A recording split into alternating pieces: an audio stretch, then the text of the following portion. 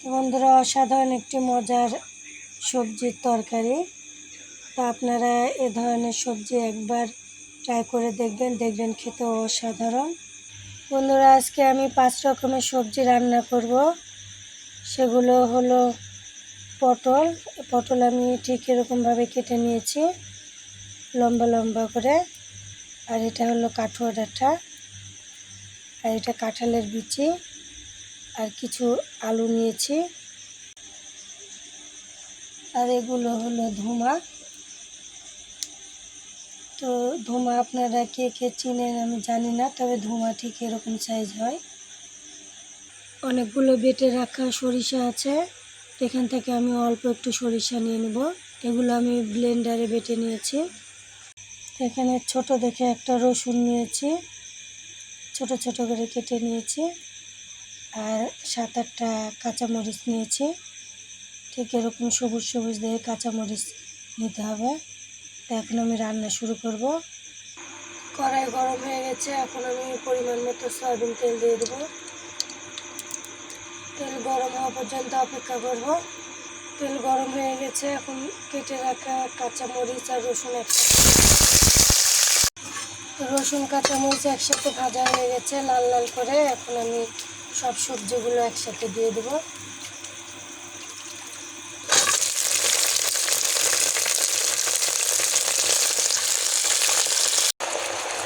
সব সবজিগুলো একসাথে দেওয়া হয়ে গেছে, এখন আমি ভালো করে নেড়ে দেবো।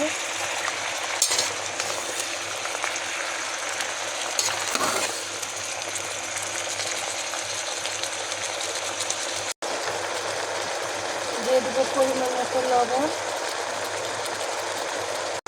পরিমাণ মতো হলুদ। লবণ আমার কাছে কম মনে হলো, তাই আমি আরও 1 চামচ লবণ দিয়ে দিলাম। সবটুকু তরকারি দেওয়া হয়ে গেছে।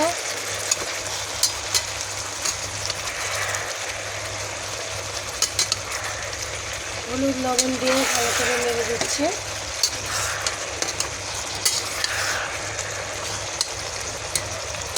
ভালো করে নেড়ে কষিয়ে নেব।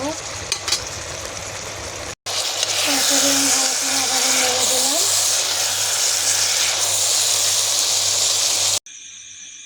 তরকারি সুন্দরভাবে সিদ্ধ হয়ে গেছে, দেখুন ডাঁটাগুলো সিদ্ধ হয়ে গেছে। এখন এর মধ্যে আমি সরিষা বাটা দিয়ে দেবো। দেখুন আমি ঠিক এরকমভাবে সরিষা বাটা এতগুলো দিয়ে দেবো। এবার আমি ভালো করে নেড়ে দেব। কিছুক্ষণ জাল করে আমি নামিয়ে নেব, বেশিক্ষণ জাল দেব না। বন্ধুরা, হয়ে গেল মজাদার সবজি রান্না।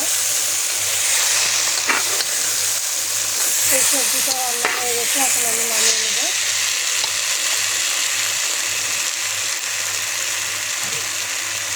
বন্ধুরা, অসাধারণ একটি মজার সবজির তরকারি। তো আপনারা এ ধরনের সবজি একবার ট্রাই করে দেখবেন খেতে অসাধারণ স্বাদ। একবার হলো ট্রাই করে দেখবেন।